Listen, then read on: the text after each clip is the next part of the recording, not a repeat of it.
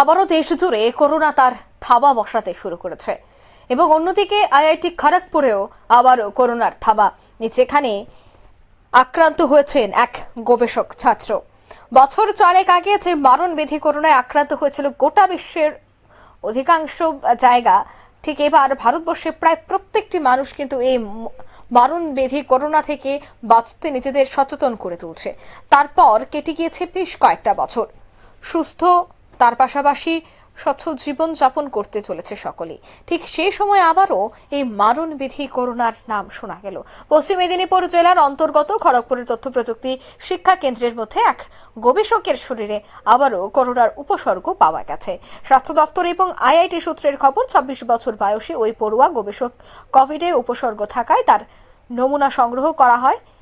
আরএটির বা rapid antigen test করানো হয়, তাতেই রিপোর্ট পজিটিভ আসে। কি বলছেন আইআইটি কর্তৃপক্ষ, শোনাচ্ছি। নতুন করে কি জেলাতে আবার করোনার উপসর্গ ধরা পড়েছে? উপসর্গ নয়, আমাদের কাছে খবর আছে, আমরা কালকে পজিটিভ পেয়েছি একটা আইআইটি স্টুডেন্ট, পিএইচডি স্কলার। ওর একটা ট্রাভেল হিস্ট্রি আছে, কিন্নাহার বীরভূমে গিয়েছিল এবং তারপরে এখানে একটা হস্টেলে থাকে, সিঙ্গেল রুম অকুপেন্সিতে থাকে। ওকে আমরা বিসিরায় যে আইআইটি হসপিটাল আছে ওখানে আইসোলেশনে রেখেছি এবং কোভিড প্রোটোকল অনুযায়ী যা যা করার দরকার কন্ট্যাক্ট ট্রেসিং করে তাদের টেস্টিংয়ের ব্যবস্থা করা হচ্ছে।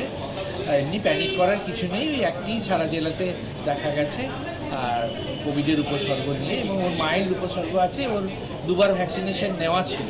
মানে জেলা জুড়ে কি কোথাও কোনো সতর্কতা বা হ্যাঁ, জেলা জুড়ে সতর্কতা মানে সবাইকে সতর্ক থাকতে বলা হয়েছে, এবং ইলি এবং সারি, যেটা ইনফ্লুয়েঞ্জা লাইক সিনড্রোম এবং ইলনেস এবং সিভিয়ার অ্যাকুট রেসপিরেটরি ইলনেস থাকলে যেগুলো হসপিটালাইজেশন লাগে, তাদের লিস্ট আমাদের ডেলি আপলোড করা হচ্ছে। ডেলি আমরা সুপারভিশনে রেখেছি এবং বিএমএ সুপারদের সাথে আজকে মিটিং ছিল, আমরা সবাইকে বললাম সতর্ক থাকার জন্য, তবে এখনই প্যানিক করার মতো কিছু হবে না। আপনারা শুনলেন তাদের এই বক্তব্য। তবে সবটা বিষয় তারা নজরে রাখছেন এবং করোনা বর্তমানে কি করতে হয় বা কিভাবে নিজেকে সতর্ক রাখতে হয় সে বিষয়টা এখন গোটা বিশ্বের প্রত্যেকটা মানুষই জানে। তবে সেক্ষেত্রে যেহেতু থাবা বসাতে শুরু করেছে, আবারও কিন্তু পরিষ্কার পরিচ্ছন্নতার দিকে এবং লক্ষণ হলে চিকিৎসকের পরামর্শ নেওয়া, সেই বিষয়টার দিকেও কিন্তু এবার প্রত্যেককে সচেতন হয়ে বিষয়টার উপর লক্ষ্য রাখতে হবে। এই মুহূর্তের সংবাদ এ পর্যন্ত। আমাদের পরবর্তী নিউজ এবং আপডেট দেখার জন্য অবশ্যই চোখ রাখবেন শুধুমাত্র নিউজ ভ্যানগার্ডের পর্দায়। ধন্যবাদ।